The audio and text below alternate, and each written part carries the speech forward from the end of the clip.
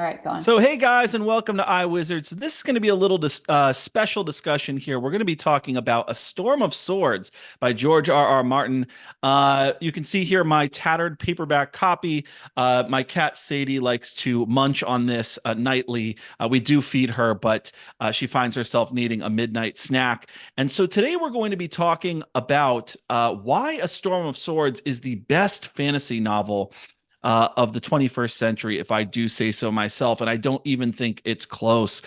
So this will be a wide-ranging spoiler discussion. So make sure that you've read the book or at least seen the show. I think that would be okay too, I guess.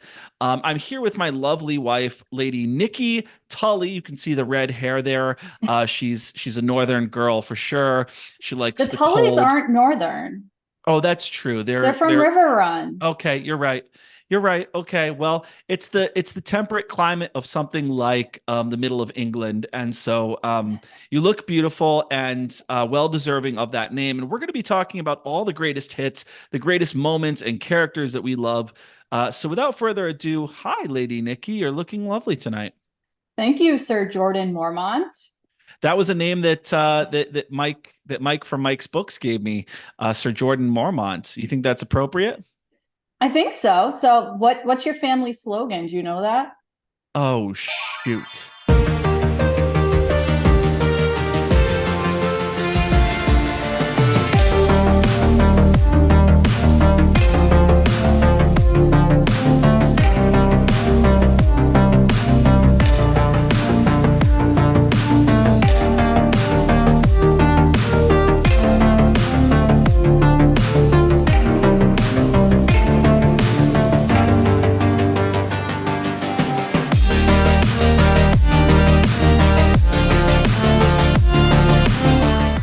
Oh shit.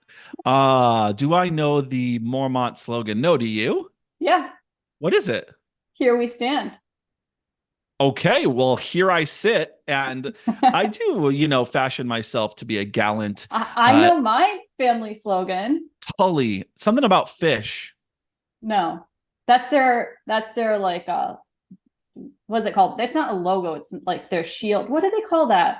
Now I That's can't even their remember. that's their like their crest, their icon, Yeah, their sigil or whatever. yeah, their sigil, Well, okay. the house sigil, Yeah, what's their slogan? family duty honor. Oh, can I be part of your family? That's so lovely. I am so glad I married into the Tully family. But Uh, there you sit. and there I sit. It's fantastic. I'm sitting here with my family. Uh, you know, Except uh, we're in different rooms. It's kind of odd. I know it was the easiest way to do this. So, all right. Without further ado, let's start with this. Why, sweetie, would you say that A Storm of Swords is a great fantasy novel? What, in your opinion, makes it great? Why is it such a standout hit, this book? Because, when you talk to the booktube community, there's almost no debate about this. People seem to think that Storm of Swords is the best book in this entire series. And again, there's very little debate about this. I don't think I've met anyone who doesn't agree with that assessment. And so, what is it, in your opinion, that makes it so great? What made the story compelling for you, I guess? Well, as far as being the best book in the series, right? So I've only read through Storm of Swords so far. So yes, so far it seems to be the best book in the series. And I think that's largely because of where it falls, right?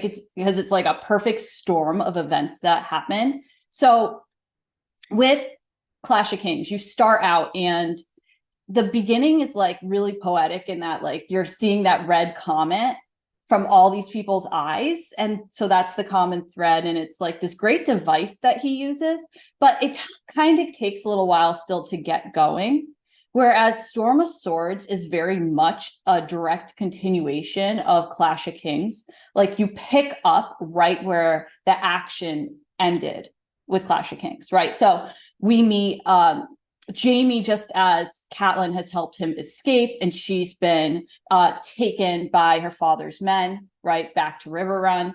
And we have the others about to attack Sam and the Night's Watchmen. And so we have like all this action going on. And Arya has just escaped Harrenhal with Hot Pie and with Gendry, and they stole the horses and she slit that guy's throat. And so like there's so much already happening where this to me was the first Song of Ice and Fire book that actually gripped me right away. And I felt super into it right away. And that is just the beginning, right? This book has it all, right? If you want romance, it has it. If you want action, it has it. If you want like magic and all this like mysterious fantasy stuff, it has that too. And like he just sets up all the dominoes, and by midway through this book starts knocking them all down. He sets off that like chain of dominoes where they just flatten out, and it's just so much and so exciting that I think it's really hard to top. But it took like 2,000 pages to set that up. Why do you think it's the best? Yeah, I kind of agree with you, although I will say I know personally that you loved the beginning of Clash of Kings too. So I know you were into that in the very beginning. I was into it, but it wasn't like as like, oh, what's going to happen? What's going to happen? It was like, oh, this is beautiful. I love this writing. And yeah. Yeah. I guess one big part of it for me is the family tensions. I love these big, sprawling, complicated family dramas. It's a big part of why I loved Bronze Ends the Corrections. Here you have got Tyrion's tension with his family, the father-son conflict, the tension with his nephew Joffrey, his sister who thinks he's a monster, and of course his brother who has a real soft spot for him, but he also loves Cersei, and of course he believes near the end that Tyrion was the one who killed his son. And the fact that pretty much everyone blames Tyrion for killing his mother in childbirth, which of course is so unfair, but no one really cares about that. They're just happy to blame him for it. There's Jaime's tension with his sister. He wants her to marry him and be public about it. And he also wants her to have another child with him. And of course, there's a lot of tension with his father, Tywin, too, who's mad about Jaime joining the King's Guard all those years ago. He wants his son to be king at one point in the book, if you remember. But Jaime just wants to serve on the King's Guard. He thinks that's honorable, and it also allows him to kind of stay covert with Cersei. Another one is Jon's tension with his family, in the sense that he's not sure whether he's a wildling and whether these people should be his family. Is Ygritte his family now, or is his real family waiting for him back home? Right. And Rob wants to legitimize him. That's right, exactly. But the problem is that he's a bastard, but he no longer. Yeah, but he wants to actually make him a Stark. Yeah, I know. And then eventually he does become a Stark, right? Or he's not in this book. Not in this book. That's right. But also he's grappling with that. Like, should he become Lord of Winterfell? Is that a possibility? Should he break his vow with his brothers in black, right? But there's just a lot going on with him, right? He's a bastard, but he no longer even has a father. So what does that make him now? And he's never had a mother. And are his brothers and sisters alive? And if so, do they care about him? Would Arya still love him?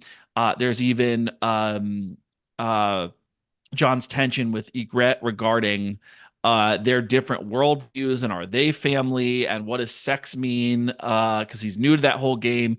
You've got, and what I'm talking about here is the sense in which George R. R. Martin creates a sprawling family drama a la War and Peace. You've got Catelyn's tensions with her father, with Robb and her sister, especially Robb, with Robb marrying what's her name, Jane Westerling, and betraying the Freys, and Catelyn trying to get Robb to bend the knee to the Lannisters,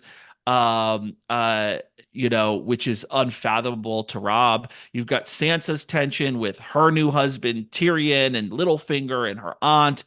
And by the way, I forgot to mention, it's kind of funny. It's like dashed off in the book that Arya was actually going to be married off to Ramsay Bolton as a payment from Tywin. Unless we forget the agonizing tension between Daenerys and her dead husband and her dead brother.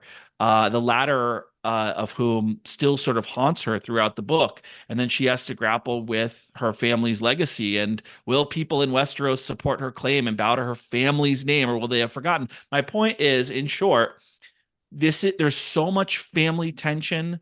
There's so much drama, and every single chapter is important, and you're always on the edge of your seat, and just there's so many different bonds and ties and feuds in between the glue that bonds them together. Anyways, and he's really good at not giving you what you want. So there are all these missed connections in the book too, which just, it's like, oh, come on, you're so close. Where there's several occasions where Arya and Catelyn are like right there. They're right near each other. And it's like, no, Arya, you're almost to your mom. Just like, oh, you're almost there. And she just wants to find her.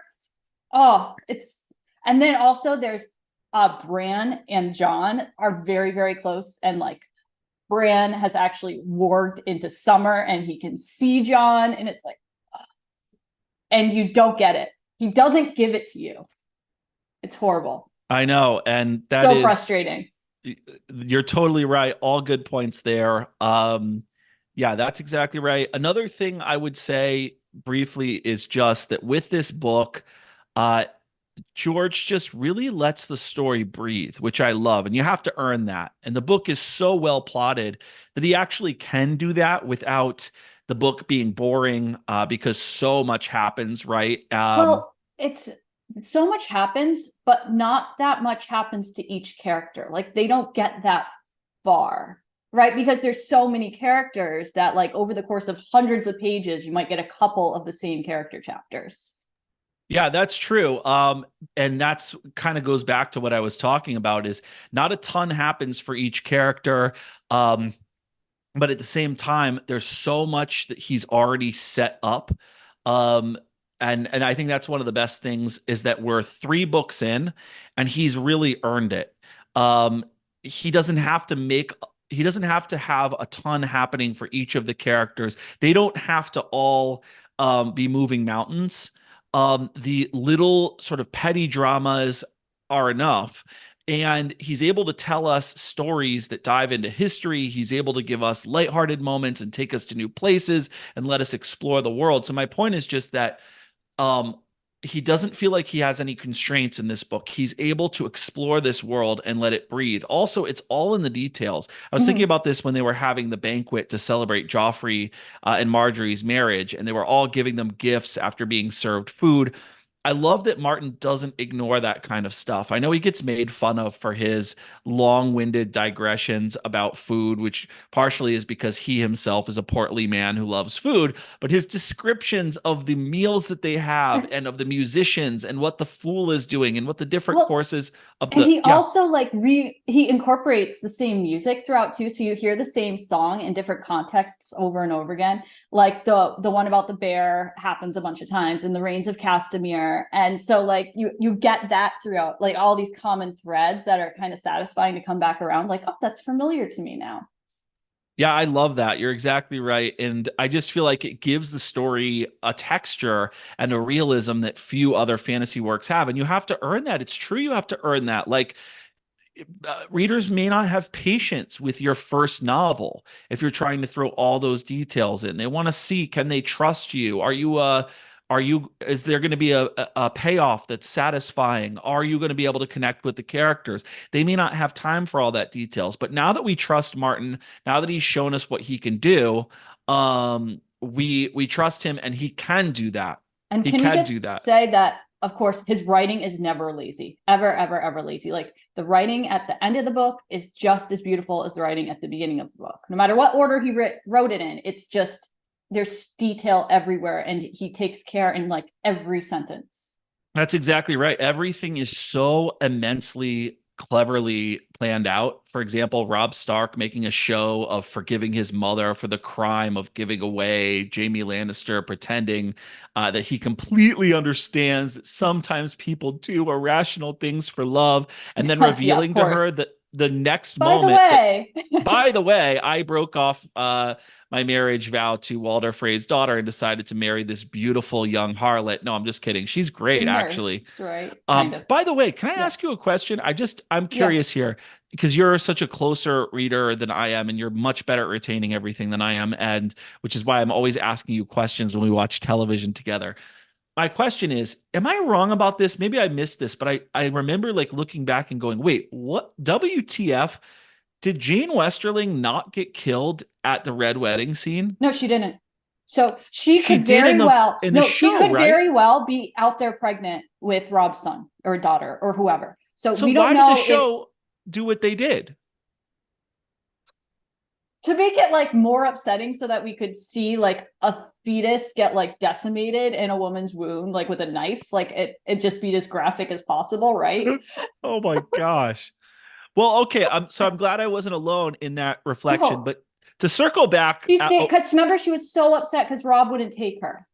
right. And she like ran after him, like, no, But I take remember there me. was some strategy there. Like they were genuinely nervous that Yeah, something that's might something happen to that, her. yeah, that Yeah, wasn't, they and kind of also they didn't want to rub it in the Frey's face. they weren't as naive as the show made them No. seem. They were definitely like And they thought that the rules would stand where it's like you're safe if you eat something. So Catelyn's to Rob, like, make sure you eat something right away.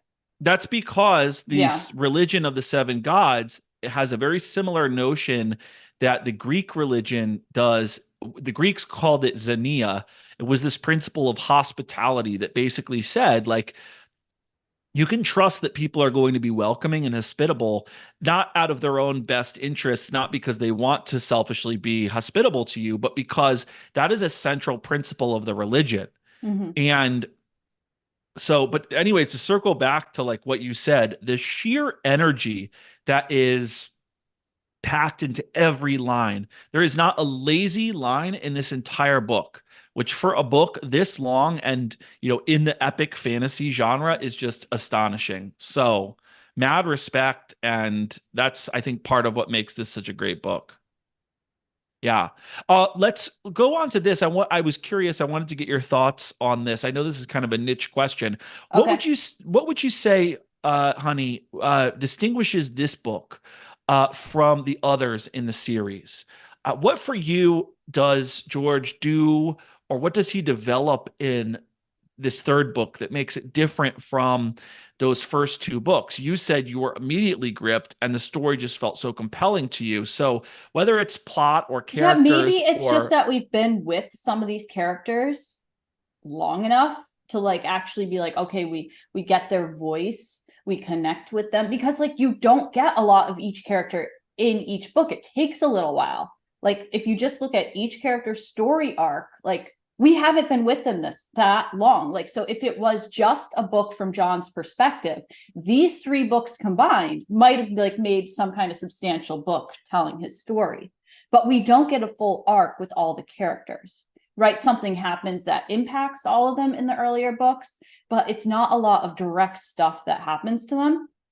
And so the other thing that I really liked in this book is I don't think I really had a problem with the POVs in the other books, but there are some POVs in this book that I especially loved, especially the new POV, Jamie.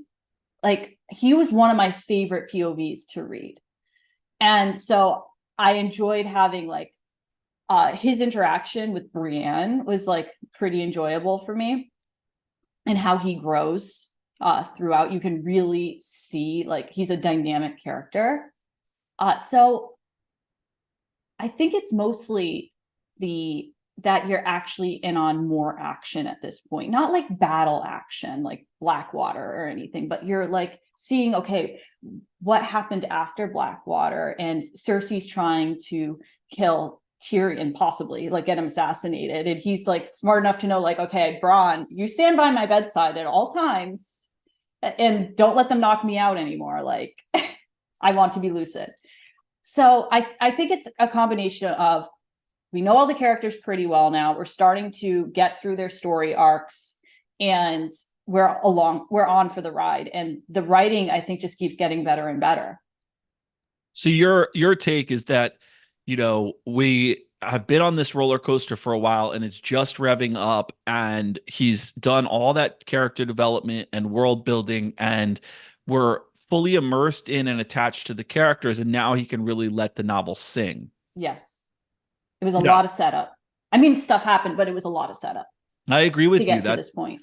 that is why, and that, I think that's why he's able to have so many explosive moments too. You can't just say, oh, he's such a master at plot that he was able to do this there, because there are like 100 big moments in this book. No, it's that he's been planning these things out for a while, and there's been a long journey getting to all these things, and he stayed disciplined throughout the first two books. Can I add to your narrative here? Yeah, of course. I was going to say, at first, because I was thinking of this question, because I had the question and I had it in my head, and I was thinking of like, what do I think of this? And I was going to say quite simply that he kills everyone. Just But like he kills so many, like he kills Ned. He kills Robert. Yeah, that's true. That's true. He does kill Renly. I know. Renly is your favorite. Just everyone everywhere in this book. Because that's the thing, is it's very easy for you to be like, okay, well, in the first book, this guy Ned died. It's like, hold on. Everyone everywhere in this book is just dying. Just the sheer fact that he has carefully nursed these different storylines so meticulously, to the point where there's immense payoff in this book. He's developed these characters so well in the first two books that when people die or things happen to them, you deeply care.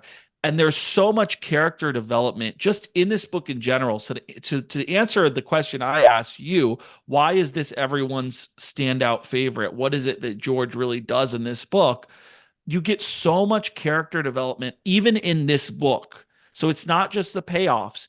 It's Sansa growing up and becoming disillusioned with the world. She loses her sense of wonder and excitement about being a grown-up. She realizes that the stories she's believed in as a girl were essentially lies. The world has become disenchanted for her. I don't know if you remember the conversations between Sansa and Littlefinger, where she's like, is it all lies forever and ever?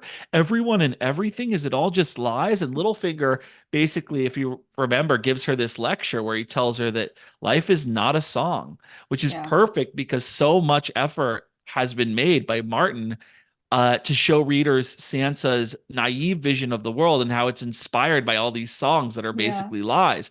We get to see, as you very astutely pointed out, Jaime may be one of the characters who develops the most over the course of this one novel. We get to see Jon Snow fall in love and become a man. He begins to understand that pleasure is an evil, that what he was taught to feel guilty about all his life is perfectly natural. He says something to the effect of, if this is so wrong, then why do the gods make it feel so good? Which is such a beautiful line. It's like Walt Whitman-esque, just the idea that pleasure is just part of the human experience. We get to see Jon becoming leader of the Night's Watch and defending the wall from wildlings and giants and mammoths. And we're really seeing him grow up. That's the case with so many characters. We really get to know Littlefinger and his whole backstory with Kat and Lysa, his murder of Jon Arryn, which, correct me if I'm wrong, is this the first we're learning of this? Because I feel like okay, so I'm also a little confused, and maybe I'm reading too much into it. So they're not enough, because I didn't reread this part. I just listened to it. Is Robert Lysa's son Littlefinger's? She was so excited that when before Jon Arryn was killed, he was like, the seed is strong. When of course he was referring to the Baratheon line, right? He wasn't referring to his own line. I'm supposed to know this. I'm not like a Song of Ice and Fire wonk. I should know this. I'm gonna just go out on a limb and say, without having studied the wiki pages or done research or asked anyone advice about this. I haven't looked into it. I should have, but I just was wondering if you caught reflecting back to the show, they made the boy look exactly like Littlefinger. Yeah. And I guess my memory isn't as detailed as I would want it to be, but I'm gonna guess and say that might be where George R. R. Martin is going with this. I don't know if it was made explicit. I know that he got her pregnant. That was explicit. Yes, that was explicit. What happened to the baby, not explicit, but I would think it would be too old to be and he him. was But then supposed to have again, made, I don't know. he was supposed to have made her get an abortion, No, but she didn't. but she didn't. That's the part that confused me, because she's like, no, I would not let them take my baby. Wow. But I don't know if it was like she wanted control over what happened to it and she did something. That part was so hazy, like it wasn't clear. So I don't know what he was referring to. I don't know. We'll have to look it up insinuating. afterwards, and maybe anyone who's listening can scold us Straighten in the us comments out. for not knowing this. But again, that's exactly I think what we're talking about is there's so much intrigue. There's like, daytime soap opera levels of intrigue, but without ever stooping to that level. It's just it doesn't feel manufactured, probably because we've been with all these characters for so long and it didn't happen that quickly. Right. Absolutely. Yeah, all of those moments are earned, and even Littlefinger's helping Santa escape from King's Landing and finally getting to understand where his motives lie and all of that. I think those things are earned. And of course, he gives her that famous speech about, what game, the only game, the Game of Thrones and all of that. Right. And kind of his being torn between being a father figure to her and saying that out loud, I want to be a father to you, basically, but also him being in love with Kat and the fact that she looks so much like Kat. And so, of course, he's in love with her too. A lot of tension, a lot of awkwardness, and I love that in a novel. Yeah. Yeah, absolutely. So, I thought I would ask you another question. So let's get to our favorite moments of the book. There's so many big moments, so many explosive developments. Which big moments from Storm of Swords would you say were the most impactful or moving or memorable for you, and why? What were the big moments that really resonated with you? I think one scene was the most memorable to every single person who has read Storm of Swords. So I guess we don't have to talk about that one. The Red Wedding? Yeah, like of course that's going to be the one that haunts everyone's memories and sticks with you, and just like it was just insanely impactful and traumatizing.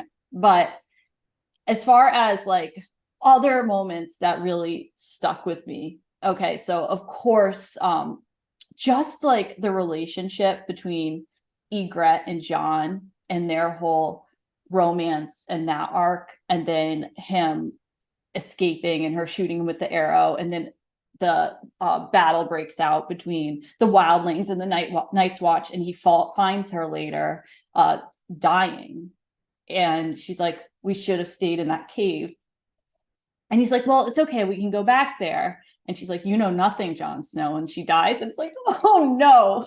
Like that was brutal. Oh, that was there's so many brutal scenes.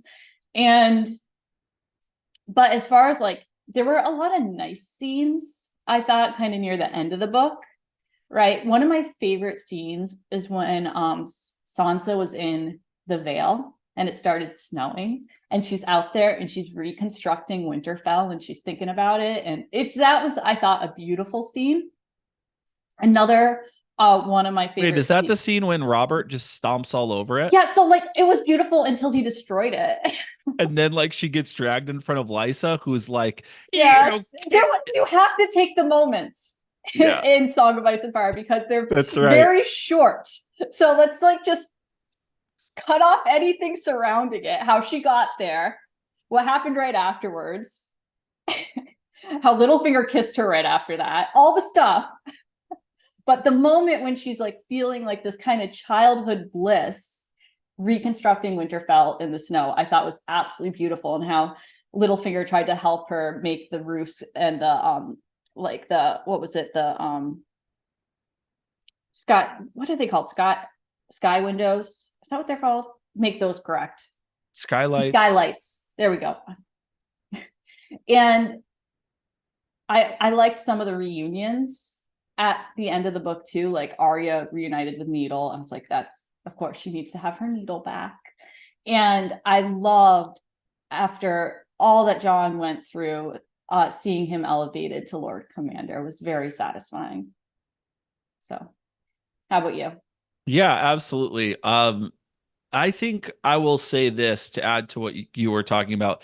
I think still the first and one of the best scenes in the entire novel was the one in Astapor when Dany buys the Unsullied with Oh her yeah, with her yeah, dragons, and then has her dragons attack the Master, and then has the Unsullied liberate the slaves. yeah. It's just That was such awesome. a truly masterful, badass scene that was so well executed that you have to have respect for that as an author. As you said, the Red Wedding, just devastatingly written. I cried during that. The whole thing is written from Kat's perspective, which makes it even more brutal, because I remember having a conversation with Mike from Mike's Books and Madison about who was my favorite character, and Kat was. Just the depth of her inner reflections.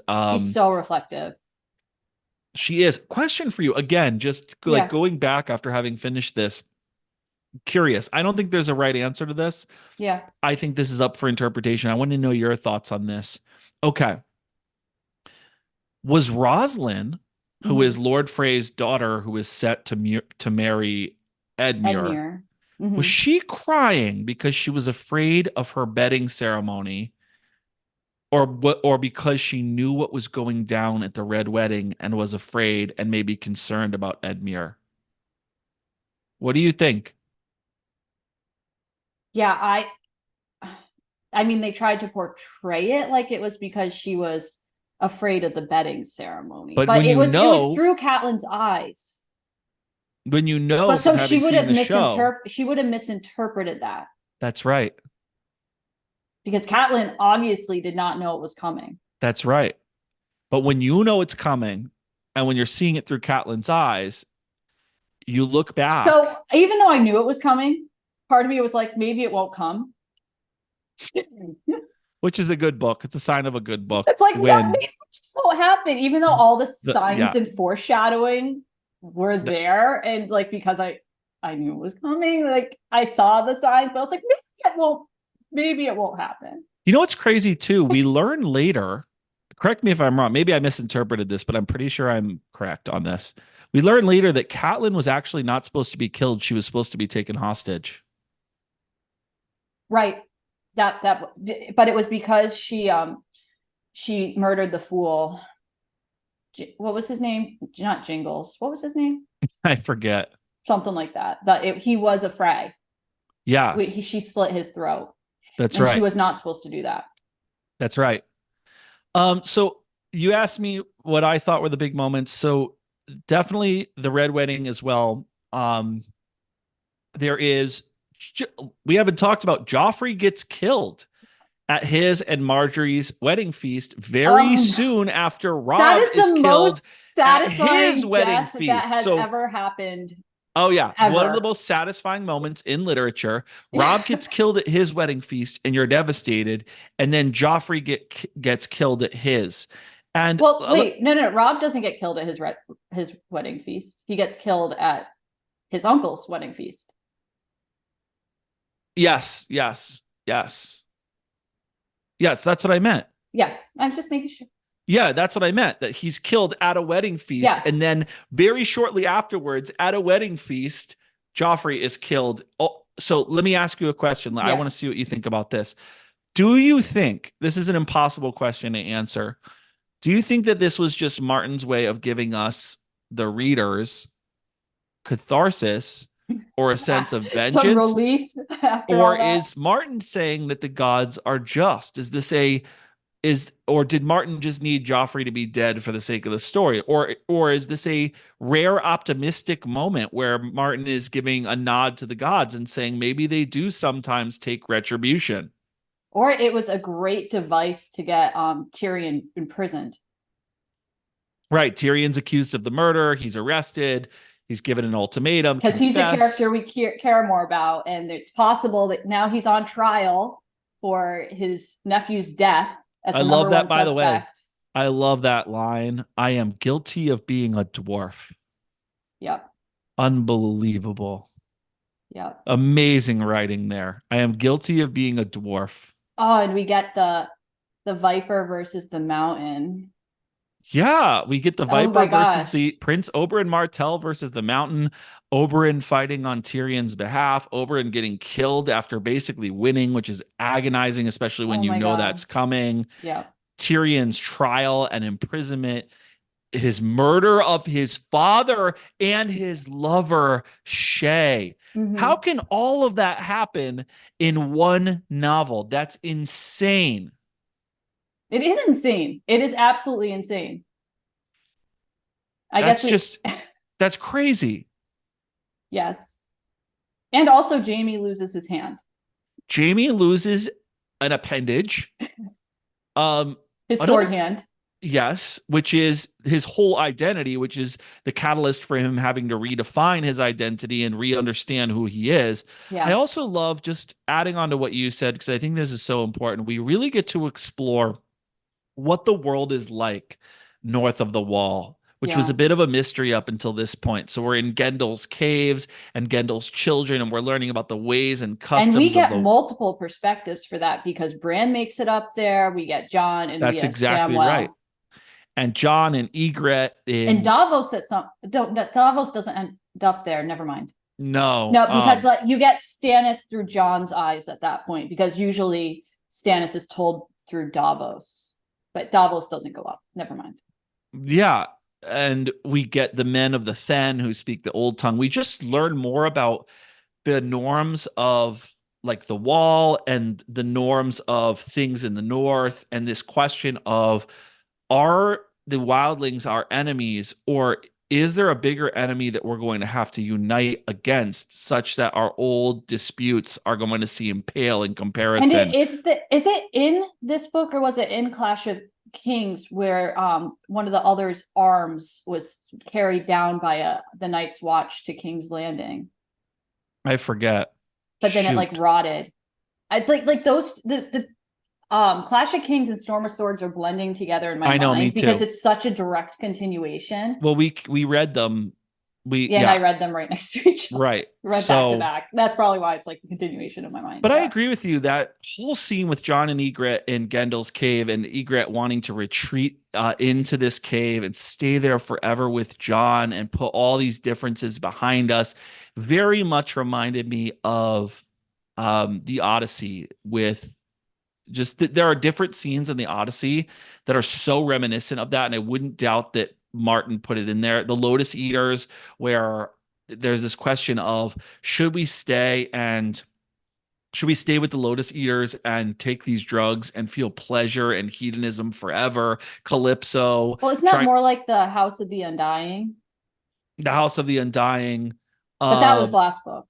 Yeah. yeah, Calypso on the island of Ogygia, trying to get Odysseus to stay forever, and Odysseus is like, I need to stay with my wife, and Circe, the witch goddess, trying to. Isn't that funny? Circe, the witch goddess Right. from the Right. Odyssey, trying to get Odysseus to stay. There's very much that. One of the things I saw that was heavily present in this book was Jung's mythical archetype of the devouring mother in Mm-hmm. many different guises. So there was Circe, there was Catelyn, Lysa. Egret trying to get him to stay in the cave, Lysa trying to basically uh get Robert to just stay her baby forever, which Yeah. they in the show they have him breastfeeding from her and all that. So Yeah. Catelyn freeing Jamie to go to King's Landing to bring back Sansa and Arya. yeah, that's exactly right. And one thing I don't think we mentioned in terms of the big events, big moments, was Dany's development as a leader, a Yeah. strategist, a thinker, a lover. She is boy, is she coming into her own, conquering Astapor and Yunkai in the most improbable, but also believable, epic fashion. I feel like she's already starting to become a little bit unhinged. Oh yeah. Yeah, but that's part of the Yeah. tension. And she's Yeah. asking questions like, was Ares, was my father actually mad? Um, like, and what does that mean for me and stuff like that? And she wants to know. She's thinking about that. So she is both teetering on the edge of maybe we're suspecting that she's mad, but also she seems to be metacognizant of that fact. Jesus, though, the scene in Yunkai with the whole Misa mother thing where Danny's Right. liberating slaves and calling them her children. I feel like nothing had been done in fantasy uh anything like this before this book, before this point. Like this was revolutionary in fantasy, and I feel like this story really treats the issue of slavery in a way that's like really satisfying and thoughtful and interesting, and also like authentic to the time period that he's trying to evoke. And then you have Danny's the betrayal by Barristan Selmy and Sir Jorah Mormont for being in league with the enemy and betraying her, and the fact that she knows how to apply mercy in some sense, but then also knows how to be tough and make difficult decisions. Anyways, those were some of the things also I thought we should mention. Yeah. Anything else? Big moments that just really like There there were was just the so many moments that I loved. yeah. And I actually really loved the lunch that Sansa had with Alina, Tyrell, and Marjorie, Oh yeah. and like how there's like the all Wasn't the that in A singing. Clash of Kings? Wasn't it at the beginning of this book? Wasn't it like our first Sansa chapter? I feel like the big meal that she has um where Marjorie basically wants to know or through Olenna like what's up with this Joffrey guy. I think that's in A Clash of Kings, right? Where she's like he's a monster. Am I wrong about that? I could totally be wrong. They're all bleeding Now I together. want to know, what is the first? And that's how good of a story it is. There's You also you have easier access to the book in front of you. What's in the first Sansa chapter? the first Sansa chapter. Do you really want me to do this now? Yeah, I can cut it out.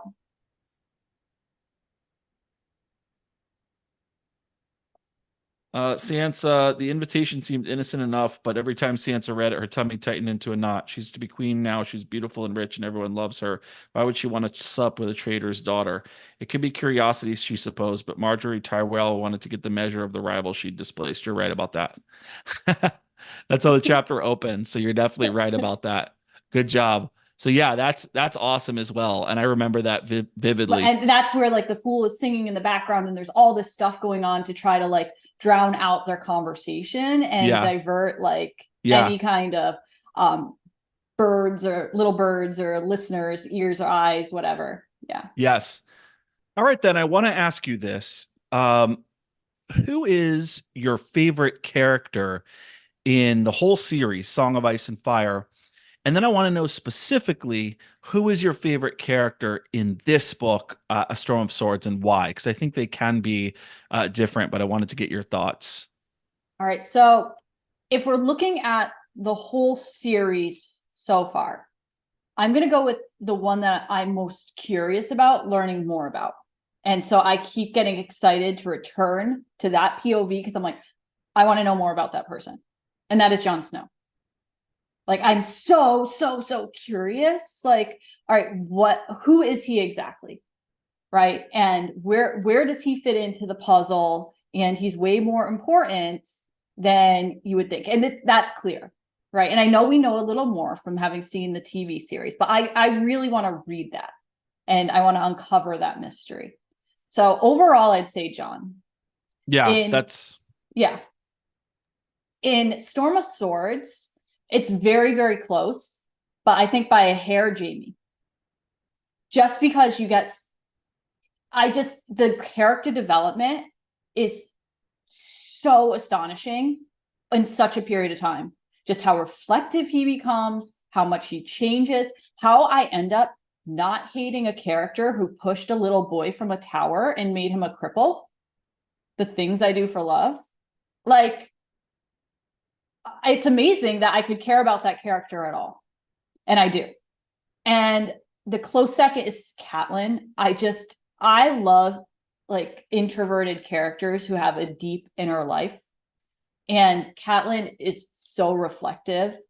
And I love seeing Rob through her eyes and her just thinking about her life and her children and trying to do everything that she can for them.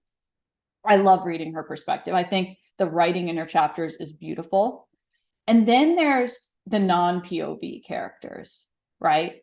And there's a perspective I found out that I enjoy reading the non-POV characters through, and that is Sansa.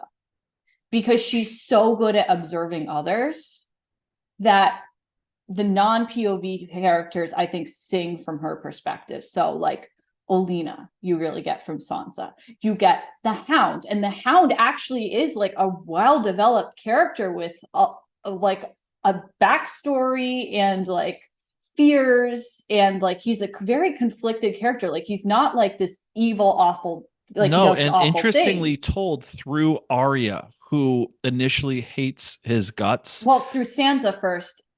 Later, Yes, you don't yes, get yes, as yes, much of yes. him from Arya because she's just kicking and screaming and spitting at him and like trying to Right. I escape. know, I know, I know. But like Arya doesn't realize the different gradations of bad men. Yeah. And what's amazing to me Like, is this yeah, he little fell off her girl. list. Remember, he fell off her kill list? I know. Yeah, that's what I Yes. mean. Exactly, sweetie. So Yeah. that's mine. So like, yeah. So non-POV, probably like Olenna and the Hound through Sansa. Okay. So how about you? That was very well said, and I cannot top that. I don't have anything prepared at all. Oh, Uh, come on. no, no. Yeah, I'll share. Okay, so let me say this. I was having a conversation with Mike from Mike's Books Uh-huh. and Madison. This was for the Clash of Kings conversation. And of course, this series is called Knights of the Mind, where we Yeah. have people on to discuss this. And I told them my favorite character was Kat, which I learned then is an idiosyncratic perspective. And I'm loving hearing that you basically love Kat for the same reason I do. She's so reflective, she's introverted, and she is thoughtful. There are characters who are introverted and scheming, like Littlefinger or like Varys, but they're scheming in this kind of political chess like Machiavellian realpolitik kind of way. Um, Kat is always concerned foremost, chiefly with her family. And I love that. Um, she's a people person. She cares about her son and her father and her husband and her girls. And there's just so much going on in her head. She is an alive person. And one of the things I think that I often see with modern fantasy writers is a lot of fantasy writers, unfortunately, Robert Jordan, uh, but it's pretty much everyone. It's 80% of the fantasy writers working today, and this will probably get me in a lot of trouble, have a difficult time not writing the book in a way that doesn't feel like you're running through an RPG video game. And a lot of the fantasy I read, the characters all sound the same, and it's difficult to tell them apart. And there's really no sort of, in philosophy, we call the term qualia, the idea that there's a subjective character of experience, the idea there is something it is like to be you, Nikki, or me, Jordan, or anyone that we know, and that quality of experience has a different flavor. It's got a different color. It's got different shades. It's just different than what it feels like to be in someone else's head. Martin hits that nail on the head. So I think in the overall series so far within these first three books, it's Cat. Um, in terms of non-POV characters, because you brought that up, it's Lysa Arryn, and I want to explain that. She is absolutely nutso. She's insane. She is a psycho. Just she is just a crazy broad who, I don't know, maybe there's some postpartum like depression, uh, like bipolar, something or other going on with her. I think, in modern times they'd have her on SSRIs and they'd be like closely monitoring her. Like she is out of control in an almost sort of like Kanye way. She's just like absolutely nuts all the time. Um, but another thing I think people don't mention enough is your favorite character or a character that you admire does not have to be the most virtuous character. I'll ask people like, who's your favorite character? And they'll pick the ones they want to be friends with the most, or that who they think are the most good guys, right?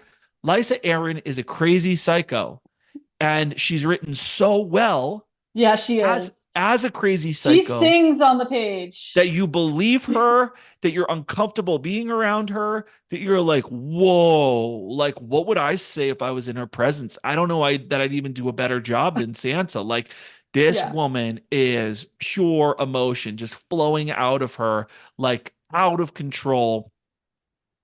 The Airy is just like a psycho gynocracy, and Littlefinger and Sansa are just like, and you know what's funny? That may not be true. Robert is like in control of his mother, and the mother is like in control of like the The others. guards. Yeah, it's insane. Like, but she's just because you wouldn't like to be around her, and just because she's insane doesn't mean she's not a great like She is. She's a vivid, she's memorable a vivid character. character. Yeah, for So I want to sure. see more people identifying villains and crazy characters who are intentionally unlikable for the sake of the story. I want to see people saying that's my favorite character because not because I like her, but because I can't believe Martin was able to create something that just Yeah. feels so real and so awkward. And then lastly, I'll say to answer my own question, my favorite POV character in this book is probably Tyrion.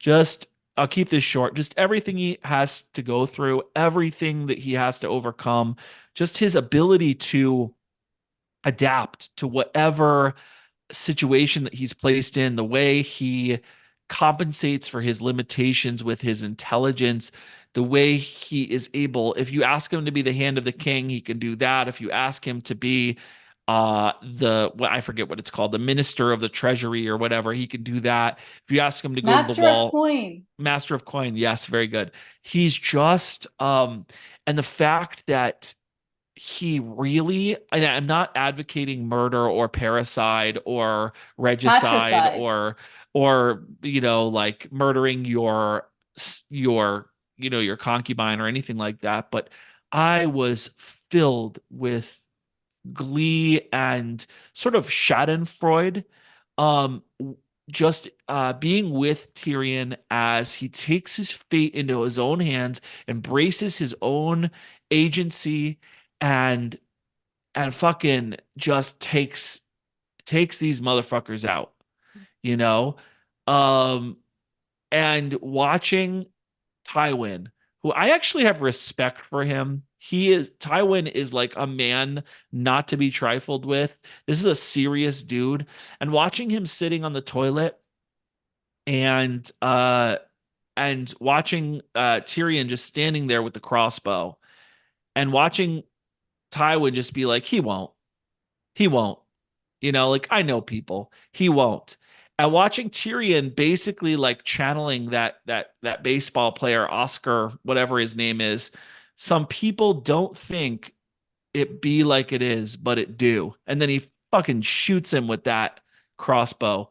That was incredible. What's that baseball player's name that said some people don't think it be like the world be like it is, but it Now I'm do? not gonna ever remember that.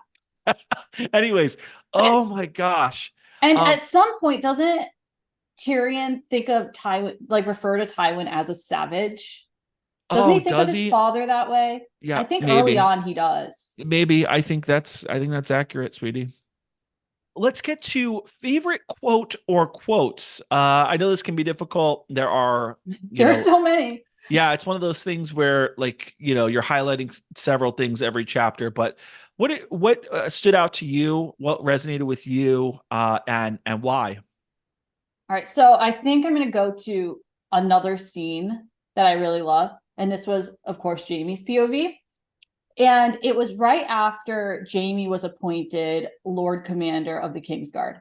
And he's in his new chambers and he's looking through the book and he's meeting with people. He's meeting with some of the other knights. And I remember this. Oh my God, I remember this. Great scene. Great scene. and then Loras comes in, Loras Tyrell. And so this is my quote. Let me find it. Okay. And then he was alone with the Knight of Flowers. Slim as a sword, lithe and fit, Sir Loras Tyrell wore a snowy linen tunic and white wool breeches, with a gold belt around his waist and a gold rose clasping his fine silk cloak. His hair was a soft brown tumble, and his eyes were brown as well, and bright with insolence. He thinks this is a tourney, and his tilt has just been called. 17 and a knight of the Kingsguard, said Jaime. You must be proud. Prince Aemon, the Dragon Knight, was 17 when he was named. Did you know that? Yes, my lord. And did you know that I was 15? That as well, my lord. He smiled. Jaime hated that smile. I was better than you, Sir Loras. I was bigger, I was stronger, and I was quicker. And now you're older, the boy said. My lord. He had to laugh. This is too absurd. Tyrion would mock me unmercifully if he could hear me. Now, comparing Cox with this green boy, older and wiser, sir, you should learn from me. As you learned from Sir Boros and Sir Meryn, that arrow hit too close to the mark.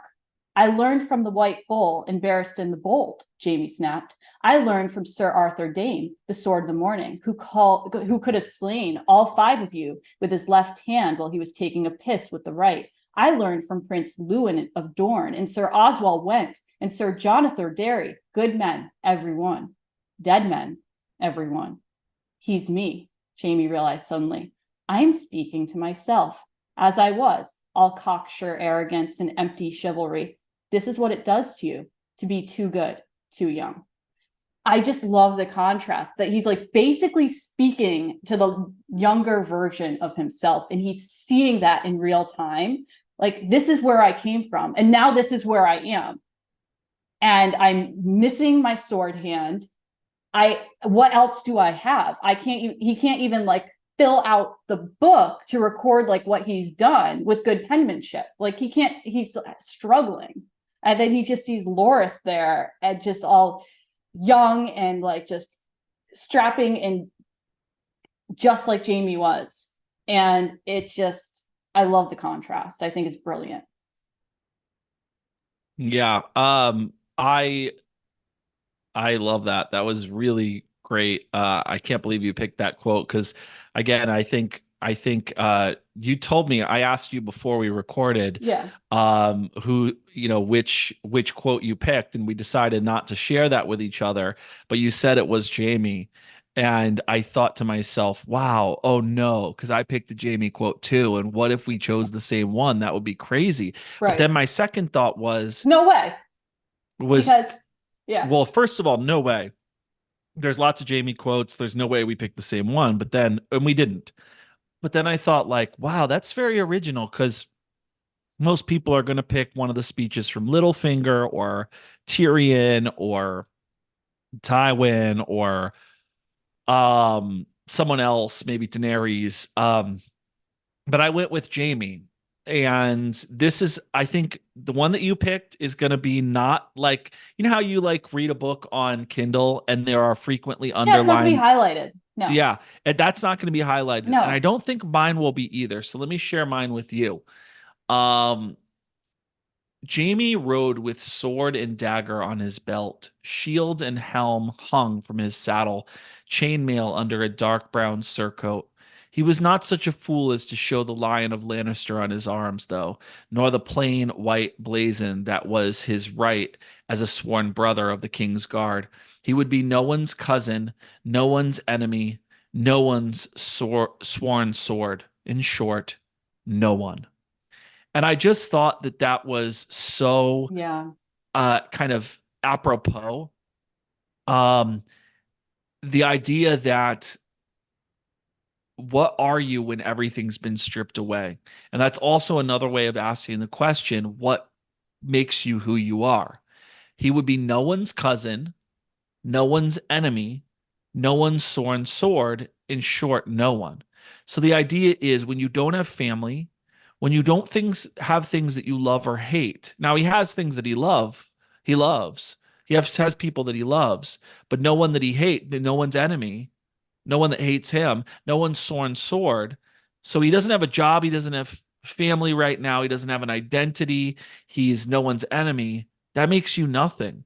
And that reaffirms that point that you who you are is very much related to these close bonds that you have. These uh these things that people take for granted. These ties that bind us together, that Mhm. glue that holds people together, that are pre-political bonds. And it very much reminded me of, Nikki, one of my favorite movies of all time is Lost in Translation. And I have long said that one of the main themes of Lost in Translation is who are you when you're taken out of your regular life? Who do you Right. become? Exactly. And that's who Jamie becomes. And I just love that. And I want to share one more quote. This one's very brief and it's Okay. kind Is of a it still joke. Jamie? No, it's kind of a joke. It's Can I just say Melisandre. one more Yeah, thing yeah, yeah, about yeah, him? yeah, Because yeah. okay, so another one of my favorite scenes is when he gives his Valyrian steel sword to Brienne. I love it. Oh, so Oh, lovely. Okay, you ready for this? This yes. is Melisandre. And I want to see if you get the joke. Are you ready for this? This is incredible. Oh God. Okay. She says, "The Lord of Light has fiery talons." That's a direct quote from Melisandre. Do you know why that's relevant to me? Why I love that quote? Because it's from Napoleon Dynamite, and when he's talking about the chickens. Do the chickens have large talons? Is that really a direct quote? She Yep, did this is a not say direct quote. that. No, she did Yes, not. yes, it is. Yes, it is. They're arguing about how the Lord of Light isn't real and they don't want to follow him, and this is ridiculous. And she explains herself. She starts out her speech by saying, "The Lord of Light has fiery talons." I love it so much. I'm so sorry. It's um okay. Um Question for you. Who should be the true king, queen, or ruler of Westeros? Uh Mike and Madison came on my channel, as I've stated, and Uh, they had a long debate over this. okay. And she thought it should be Daenerys. He thought it should be Stannis. I just thought I'd ask you overall who you think. Mhm. Obviously, the So show is my called my Game of line of Thrones. reasoning is probably going to be closer to Mike's, but here it is. And I'm biased because I heart the Baratheons. I just do. Okay, so I Wait a believe minute. You only heart them because their sigil is the stag and you no, love that. I love the Baratheons. I just do. Okay. You love it. They're lusty, they're passionate, they're fun loving. I love them. Okay. Yeah. And they have the little bit of that Targaryen blood in Yeah. there. So but I do believe it should be a Baratheon. And I do believe it should follow Robert's bloodline. So I don't think it should go to Stannis. I believe it should go to a bastard. And so you would think, okay, Gendry, but I can't see Gendry actually accepting being king of being king. I just can't visualize it at all. I can't see it happening. So here is who I think should be king. I think it should be Edric Storm, and I think the hand should be Stannis. His conscience, like his master whispers or whatever, should be Davos, because Davos, I think, is the most moral character in the entire book, even though he was a thief. and I think that Edric Storm should marry Sansa. This is the one of the most eccentric and like out in left field positions I have ever heard. I've literally never heard such a thing. It could be your unfamiliarity with political philosophy and just how literally impossible that like the reason it's so eccentric is that I just don't think that would occur to anyone else because it's not ever going to happen and it's not even on the table as something that's You ever said, going who to do I happen. think? Oh yes, you're right. I asked you normatively, who do you think Yeah, should be? not who do I think is. I'm going with the information I have so far. I thought you just As of picked this someone book, within the realm of possibility, and you're the one who comes out and says it should be hot pie, basically. You're like, he's great at cooking. It should be hot pie. He bakes bread. He makes people happy. That's what we should have. Like, Edric Storm. Edric Storm is not hot pie. it should be reek. It's like, come on, honey. Those people aren't in the running. You asked who I thought should be. Okay. For me, I agree with Mike kind of too. For me, it's Stannis. Okay. And I know a lot of people. We're close. Yes, I know a I lot put of him as people. hand. A lot of people feel this way. It's Stannis, first of all, is the rightful heir. Um, if you want to go back and litigate the king killer and whether Robert should have even been king, okay, whatever. Yeah, but the Targaryens are basically wiped out. They're But decimated, as far as we know. the laws of Right. kingship, of monarchy, of conquest, of power, Robert was the rightful king, and it should have passed to Stannis. Joffrey was not his heir, so obviously the next person it would be Stannis. Stern, conservative leadership, make sure his soldiers don't rape women after winning battles. He has to get rid of Melisandre, though. She needs to be out. I totally agree with that.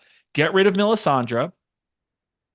I love the fact that in a medieval setting, you have a lord who is making sure his soldiers don't rape during battle, during warfare, which has always been a part of war, unfortunately, which has always been something that soldiers thought they were entitled to once they had achieved victory. And he ends that. I'm sorry, but you're historically, not you, but people are historically naive if they think that that's not a big deal, if that's not a big change.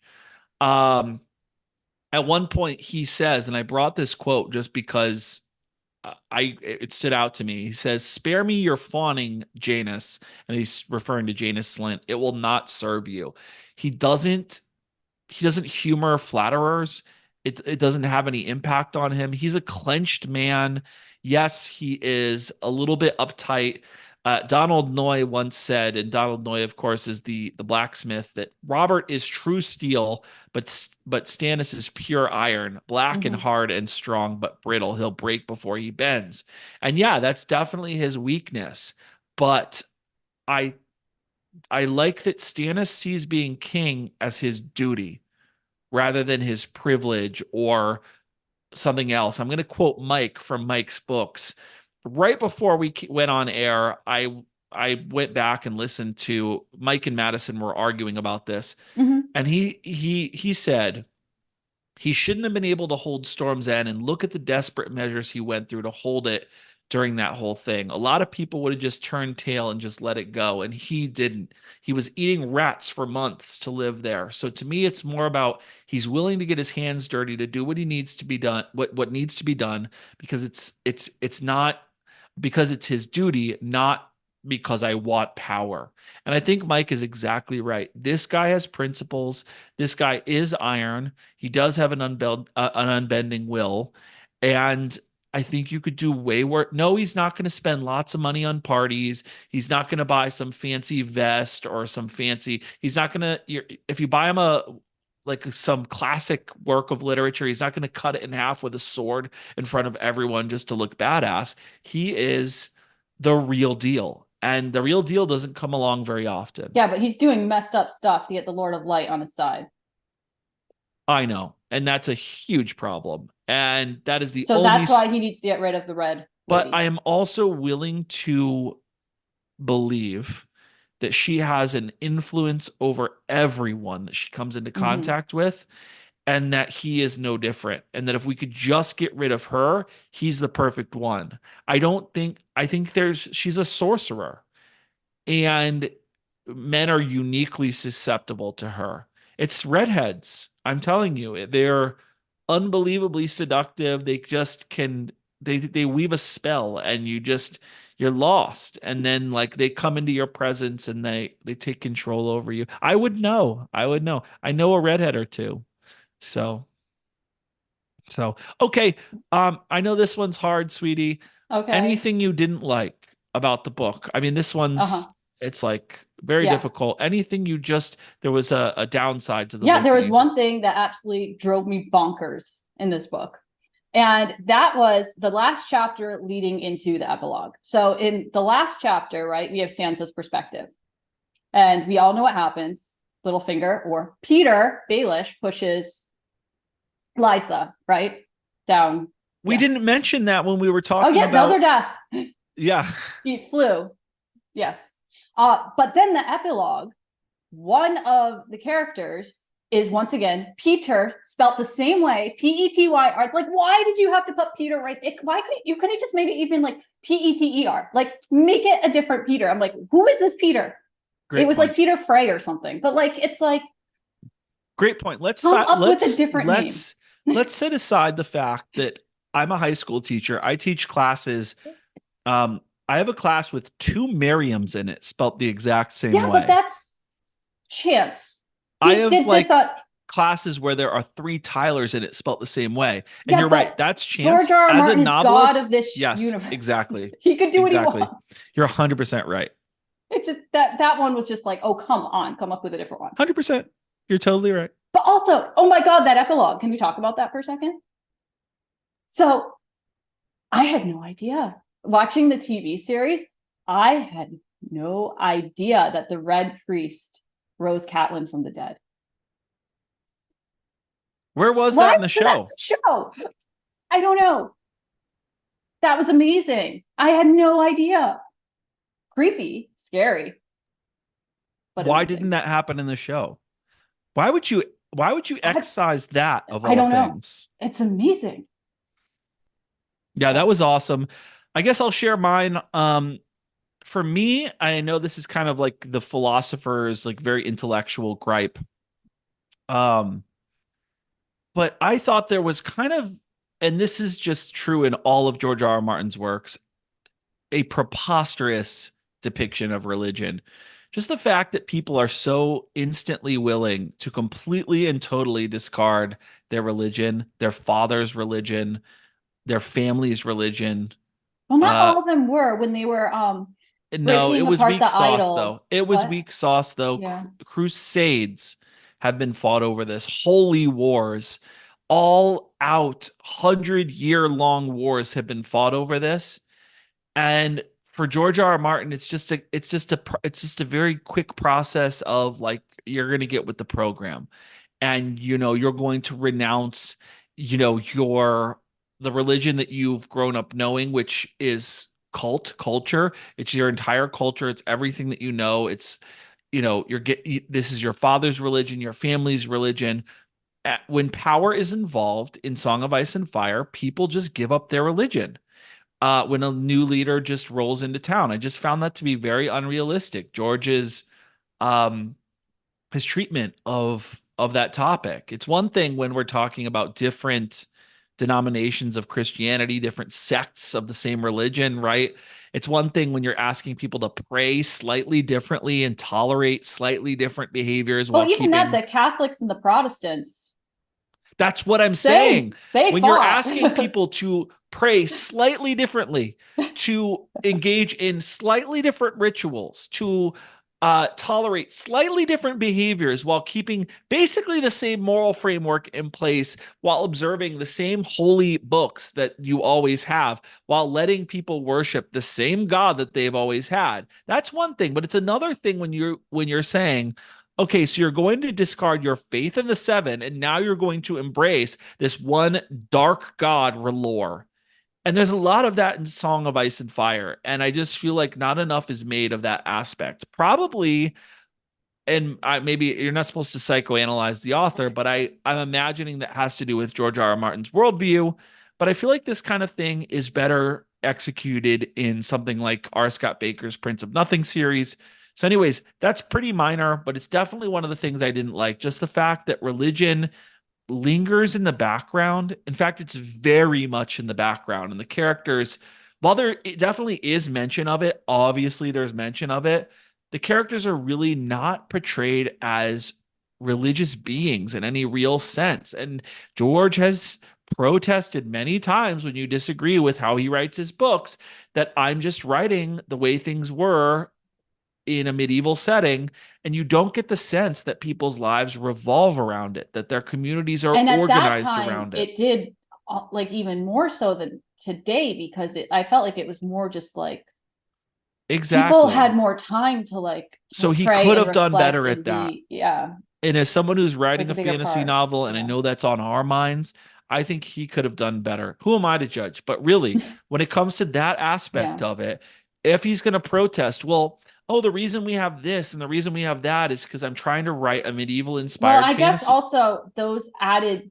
details and conflict get in the way of the plot. That is 100% true. That's why he did it. That's why he did it. But I think also there's a general unfamiliarity on the part of George R. R. Martin. He's a modern being. He's not going to LARP or cosplay being a religious person. And yeah, I think it was hard for him to do. All right, lastly, Okay. and this one, I haven't even thought about this yet. I know. Uh, Okay. so I don't know. Um, what would you say is the big idea, the thematic essence, or the overarching moral message of the story? I like to ask that question to my students and also to my guests. Like what would you say is the sort of core thematic Mm-hmm. overarching moral message of the story? Don't go to weddings. No. Okay. So, but seriously, to keep your word, I think,